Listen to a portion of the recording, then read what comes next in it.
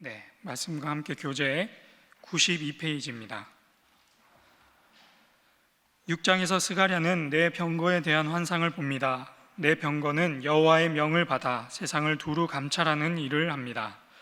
이어서 대제사장 여호수아가 여호와께 면류관을 받는 환상을 꾸는데 이는 곧 그가 여호와의 성전을 건축할 것을 의미합니다. 7장에서는 베델 사람들이 바벨론 포로 기간 동안 정기적으로 행하던 금식을 계속해야 하는지를 묻습니다. 이에 여호와께서는 그들이 바벨론에서 행했던 금식에는 진정성이 없었음을 꾸짖으시고 진실한 재판과 인애와 긍휼이야말로 하나님께서 기뻐하시는 금식임을 분명히 말씀하십니다. 아멘. 사랑하는 신일의 성도 여러분, 한 주 동안 각자의 삶의 자리에서 수고 많으셨습니다. 우리가 한 주 동안 열심히 살아왔는데 하나님께서 이 귀한 새벽에 우리에게 하나님의 음성을, 하나님의 말씀을 부어주실 줄 믿습니다. 주말이기도 하니까 제가 조금 가벼운 이야기로 시작하려고 합니다. 제가 대학교 시절에 함께 지냈던 친한 형이 한 명이 있는데요. 그 형과 제가 종종 주고받던 대화입니다. 제가 총각 시절, 그리고 그 형은 이제 결혼을 해서 딸을 낳아서 딸을 기르고 있던 시절의 일입니다. 제가 그 형에게 종종 이런 말을 했습니다. 형, 너무 형수님께 잡혀 사는 거 아니야? 어디 마음대로 놀러도 못 가고 마음대로 쉬지도 못하고 너무 잡혀 사는 것 같은데, 이렇게 제가 종종 놀리곤 했습니다. 제가 그렇게 놀리고 나면 그 형이 저에게 뭐라고 대답을 했냐면, 치인아, 그렇지 않아. 우리 집에 통수권자는 바로 나야. 그렇게 이야기를 했습니다. 그래서 제가 그 말을 철석같이 믿고 그 형과 그날 저녁에 영화를 보러 가기로 했었는데, 갑자기 전화 한 통이 옵니다. 누구한테 왔을까요? 네, 사모님에게 전화가 와서 지금 당장 들어와, 이렇게 연락을 받고 두 말 하지도 않고 집으로 돌아가는 그 모습을 보고, 말로는 자기가 통수권자라고 하는데 실제로는 그렇지 않구나 하는 생각을 하게 되었습니다. 웃자고 하는 이야기인데 여러분들 가정에서는 어떤가요? 누가 그 가정에 가장 큰 힘을 가지고 계신가요? 네. 이제 조금 웃음기를 빼고 이렇게 질문을 한번 던져보겠습니다. 우리네 삶에, 내 인생의 주관자, 통치자는 누구이신가 하는 질문입니다. 우리의 가정은, 우리의 인생은 누구의 손에 붙들려 있고 누구의 다스림 안에 머물러 있는가 하는 질문. 누군가 우리에게 이런 질문을 던진다라고 하면 우리는 하나님을 잘 믿는 사람들이기 때문에 우리의 삶은 하나님께서 다스리십니다, 우리의 삶의 주관자는, 통치자는 하나님이십니다 라고 대답하리라 생각합니다. 그런데 실제로 정말 그런 일들이 우리 삶에 일어났는가 하는 것을 돌아봤을 때 이런 고백을 하는 것은 참 쉽지가 않습니다. 우리가 그냥 가볍게 하나님이 우리를 다스립니다 라고 말로 하는 것은 쉬운데, 우리 삶의 현장에 들어가 보면 그 고백대로 과연 되고 있는가 우리는 살펴봐야 하겠습니다. 우리가 하는 일들이 잘 풀리고 잘 될 때는 그런 고백이 쉽게 나오는데, 우리가 하는 일이 막혀있고 우리가 하는 일이 잘 풀리지 않고 하는 일들마다 실패하고 있을 때 과연 우리는 하나님이 내 삶을 다스리고 있습니다 라고 하는 고백을 할 수 있는가 하는 질문. 하나님이 진정 온 세상을 다스리시고 우리의 인생을 보살피시는 것이 맞는가 하는 이 질문은 비단 우리의 삶, 우리뿐만 아니라 오늘 우리가 읽은 스가랴서 당시에 유다 사람들에게도 있었을 것입니다. 우리가 살펴본 것처럼, 우리가 익히 알고 있는 것처럼 그들은 지난 70년 동안 이방 땅에서 포로 생활을 했습니다. 그리고 하나님의 은혜로 그 포로 생활을 정리를 하고 다시금 70년 만에 본국으로 돌아왔습니다. 예루살렘으로, 그리고 유다 산지로 그 사람들이 내려왔습니다. 그런데 돌아와서 보니 그 고향 땅은 아주 척박한 땅이 되어 있었습니다. 과거에 있었던 영광은 온데간데 없고 모든 것을 다시 처음부터 이루어내야 하는 참 힘들고 살기 어려운 땅이 되어 있었습니다. 그래도 그곳에 살겠다고 그 사람들이 터전을 잡고 하나님의 성전을 짓기를 시작하는데, 주변에 있는 주변국 사람들이 나와서 그들을 방해하고 위협하기까지 했습니다. 그래서 그들이 하고 있던, 계획했던 모든 일들은 좌절되었고 중단된 상태로 좌절과 시리에 빠져 있었습니다. 그것에서만 멈춰 있었던 것이 아니라 계속되는 가뭄으로 인해서 이 사람들의 형편이 엎친 데 덮친 격으로 점점 힘들어져만 갔습니다. 그들에게는 과연 하나님은 살아계신가, 하나님은 과연 온 세상을 다스리고 계신가 하는 질문이 실제로 그들에게 있었을 것이다 라고 우리는 짐작해 볼 수 있겠습니다. 그런 어려운 상황 속에서 하나님께서는 스가랴 선지자를 통해서 8가지의 환상을 보여주십니다. 오늘 우리가 읽은 6장에서는 그 마지막 8번째 환상이 등장하는데요, 우리 함께 6장 1절의 말씀을 읽어보겠습니다. 6장 1절의 말씀 시작. 내가 또 눈을 들어본즉 내 병거가 두 산 사이에서 나오는데 그 산은 구리산이더라. 아멘. 오늘 우리 함께 기도할 첫 번째 기도 제목은 여전히 하나님께서 다스리고 계심을 신뢰하게 하소서입니다. 여전히 하나님께서 다스리고 계심을 신뢰하게 하소서. 오늘 읽은 스가랴 6장의 말씀은 앞서 말씀드린 바 8가지 환상 중에서 가장 마지막 8번째 환상 이야기입니다. 본문 6장 1절에서 스가랴의 환상에서는 네 병거 4대가 구리로 된 두 산 사이에서 나오는 것을 우리는 확인할 수 있습니다. 먼저 네 병거를 한번 살펴보겠습니다. 우리가 며칠 전에 살펴봤던 스가랴 1장에서 기록되었던 첫 번째 환상에서는 병거가 아닌 말들이 등장을 하죠. 비슷한 말들이 등장해서 온 땅을 두루 살피면서 하나님의 통치를 선포하는 것을 우리는 확인할 수 있었습니다. 그런데 이번에는 마지막 환상에서는 그 말이 아니라 조금 더 강력한 의미로서의 병거가 등장을 합니다. 그래서 이 마지막 환상에서는 보다 더 강력해진 하나님의 능력과 하나님의 통치를 드러내고 있다라고 하겠습니다. 그리고 두 번째로 그 병거가 나오는 구리로 된 두 산을 한번 살펴보겠습니다. 이 네 병거가 구리로 된 두 산 사이에서 이렇게 나오고 있는데, 이 구리로 된 이 두 산이 무엇을 의미하는가 우리가 정확히 알아야 하나님께서 이 환상을 통해 무엇을 말씀하시고자 하는가를 알 수 있겠습니다.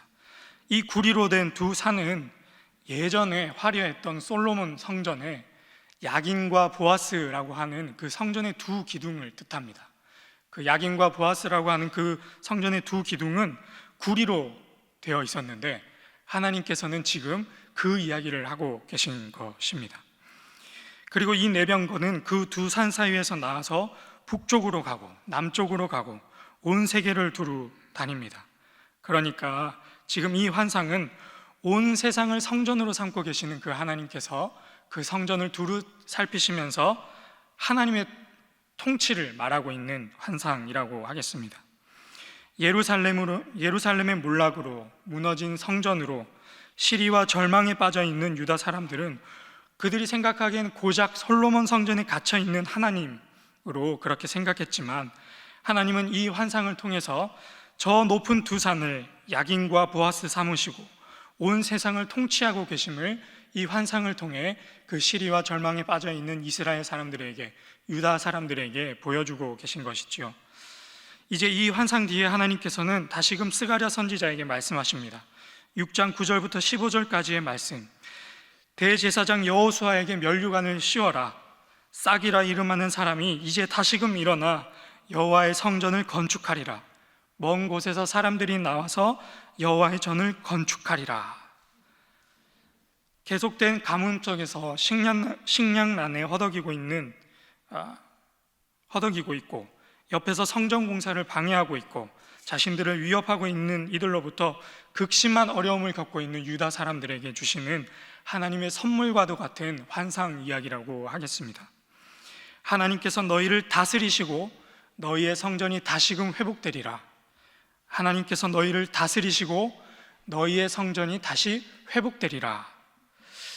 사랑하는 신일의 성도 여러분, 스가랴가 하나님으로부터 받은 이 환상이 하나님께서 세상의 높은 산과 하늘을 자신의 거처로 삼으시며 동서남북으로 두루 통치하신다라고 하는 이 환상이 오늘의 어려운 가운데 있는 우리 모두에게 주시는 말씀인 줄로 믿음으로 고백할 수 있는 우리 모두가 될 수 있기를 주님의 이름으로 축복합니다.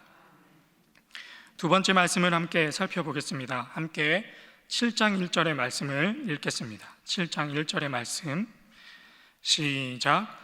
다리오 왕 제4년 아홉째 달 곧 기슬레월 4일에 여호와의 말씀이 스가랴에게 임하니라. 아멘. 스가랴에게 8가지 환상을 보여주신 후 약 2년 뒤에 다시금 여호와의 말씀이 스가랴 선지자에게 임합니다. 그 짧은 2년이라는 시간 동안 유다 사람들의 형편이 어떠해졌을까요?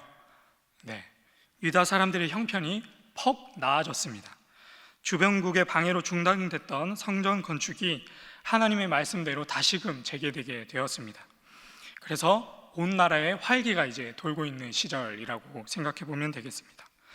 이런 상황 속에서 몇몇의 사람들이 제사장들과 선지자들을 찾아와서 이런 질문을 합니다.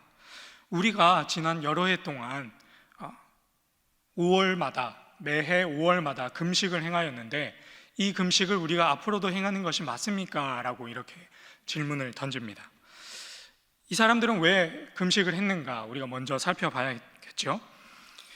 이 사람들이 왜 금식을 했는가 하면 예루살렘이 바벨론 제국에게 함락되고 성전이 파괴된 것을 애통해하는 마음으로 그 사람들이 금식을 하기 시작했습니다.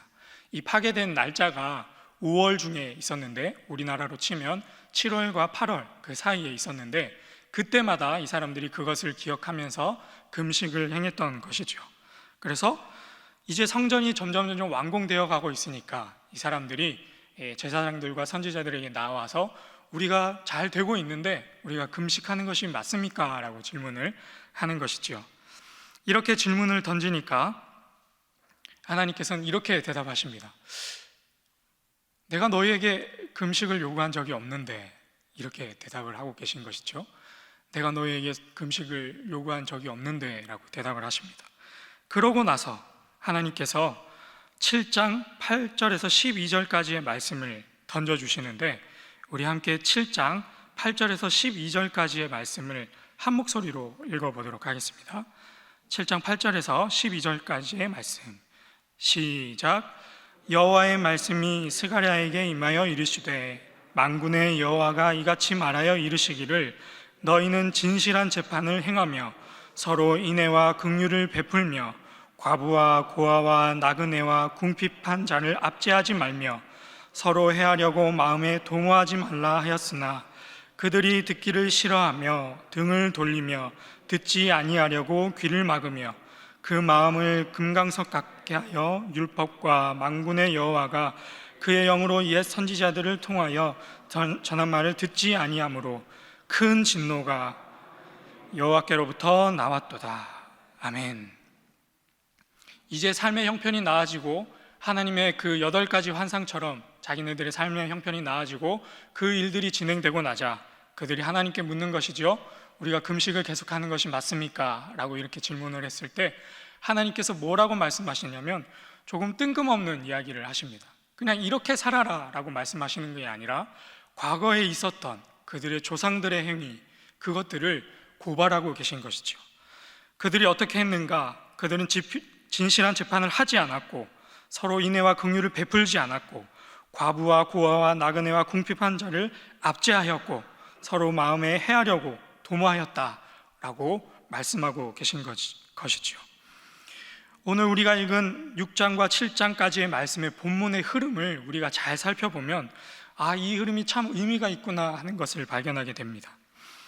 6장에서 여전히 어려운 상황에 놓여 있던 유다 백성들에게 하나님께서 여전히 다스리고 계신다, 통치하고 계신다라는 환상을 보여주시고 그로부터 약 2년 뒤 정말 안정기를 맞아서 성전 건축에 열을 올리게 되었고 그런 그들이 우리가 이날에 금식하는 것이 맞습니까? 라고 물을 때에 하나님께서 말씀하시길 내가 원하는 것은 그러한 금식이 아니라 내가 너희에게 원하는 것은 그러한 형식적인 금식이 아니라 가난한 자들을 압제하지 말고 가난한 자들을 억압하지 말고 그들을 긍휼히 여기고 돌보는 것이다 라고 말씀하고 계신 것이죠.